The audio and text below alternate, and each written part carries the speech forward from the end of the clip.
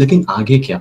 तो कृष्ण कहते हैं योगस्थ कुरु कर्माणि संगो त्यक्त्वा धनंजय, कि जो अटैच्ड है ना उससे बहुत ज्यादा सफरिंग्स होती है, बहुत ज्यादा इमोशनली अटैच है ना जो किसी से, उसे सफरिंग होती ही है। कृष्ण कहते हैं योगस्थ कुरु कर्माणि, जिसके कर्म में जो कर्म कर रहा है, योगस्थ कुरु कर्माणि संगो त्यक्त्वा धनंजय, जो संग को त्याग कर कर्म करता है ना, संगो त्यक्त्वा, त्यक्त्वा यानी त्यागना। आगे कहते हैं कि संगो त्यक्त्वा धनंजय, ये अर्जुन का नाम है, सिद्धि असिद्धि हो। ये है गोल्डन पॉइंट एकदम, भगवत गीता का ये श्लोक ना कहते हैं सिद्धि असिद्धि हो। सिद्धि यानी आपकी सक्सेस, असिद्धि यानी फेलियर्स, सक्सेस एंड फेलियर्स।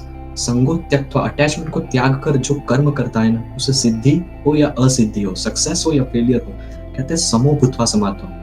अब उसे अटैचमेंट है ही नहीं, उसके रिजल्ट से ही अटैच नहीं है, वो पर्सन से भी अटैच नहीं है। तो चाहे कुछ भी हो, सक्सेस हो फेलियर हो, कृष्ण कहते हैं कि समो भूत्वा समात्वम, समान दृष्टि से स्टेबल एकदम रहकर डिसीजन ले सकता है। समो भूत्वा समात्वम, समात्वम यानी इक्विलिब्रियम, ना ही सुख उसे बहुत ज्यादा खुश कर सकती है, ना ही दुख उसे बहुत ज्यादा डिल्यूजन में डाल सकती है, डिप्रेशन में डाल सकती है, एंजाइटी में डाल सकती है। तो कृष्ण ने बहुत ज्यादा अमेजिंग और पावरफुल एक्सप्लेनेशन दे दिया लास्ट टाइम कि योगस्थ कुरु कर्माणि संगो त्यक्त्वा धनंजय।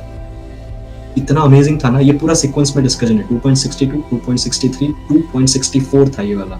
आगे कृष्ण कहते हैं जो ये पाथ फॉलो करता है ना, संगो त्यक्त्वा धनंजय, जो अटैचमेंट को छोड़कर कर्म करता है, ऐसे पाथ फॉलोवर को शांति से सुनना और नोट्स बना लेना। आपके पास नोट है, नोट बना लो आराम से। कृष्ण कहते हैं 2.64 में जो ये पाथ को फॉलो करता है उसे योगी कहते हैं, कर्म योगी। अब इसे डिटेल में एक्सप्लेन किया है कि कर्म योगी कैसे होते हैं। कृष्ण कहते हैं राग, ध्यान से सुनना, राग, राग यानी अटैचमेंट, द्वेष, द्वेष यानी हेट, आप किसी के प्रति ईर्ष्या भाव रखते हो, जेलसी रखते हो, हेट रखते हो। तो कृष्ण कहते हैं राग द्वेष वियुक्तेषु, कहते हैं वियुक्त यानी कि फ्री। तो राग द्वेष वियुक्तेषु, free from, one who is free from राग अटैचमेंट एंड द्वेष यानी हेट, जो राग और द्वेष से फ्री है। आगे कहते हैं विषयान इंद्रियाश्चरण, विषयान, विषयान यानी ऑब्जेक्ट, ऑब्जेक्ट क्या? इंद्रियाश्चरण, इंद्रिय से, सेंसेस से, जो हमारे 5 सेंसेस है, आंख नाक जीवा कान त्वचा, ये 5 सेंसेस है ना, सेंसेस से इंद्रियाश्चरण, विषयान यानी ऑब्जेक्ट, आंखों से जो देखा, तो आंख इंद्रिय है, आंखों से जो देखा वो है ऑब्जेक्ट। तो सेंसेस एंड सेंस ऑब्जेक्ट, ये दो चीजें पहले क्लियर कर लेना, सेंसेस एंड सेंस ऑब्जेक्ट्स। इसे डिफरेंशिएट करना सीख गए कि आंखों से मुझे ये दिखा लेकिन मैं उससे अटैच नहीं हुआ। जो ये ब्रेक लगाते हैं ना, मतलब आपको कई बार कुछ देखने का मन करता है, सेंसेस से सेंस ऑब्जेक्ट को जो डिफरेंशिएट करना सीख जाता है, उसे अलग करना सीख जाता है, तो कृष्ण आगे बहुत अमेजिंग कहते हैं विधेय आत्मा, आत्मवश्य, आत्मवशय यानी कि आप दो चीज हो सकती है, आत्मवशय और विधेय आत्मा, जो मन को वश में करता है और जिसका मन वश में है। ध्यान से सुनना, one who is free from, free from क्या? राग द्वेष अटैचमेंट और हेट, इससे अलग है, और सेंसेस और सेंस ऑब्जेक्ट को अलग करना जानता है।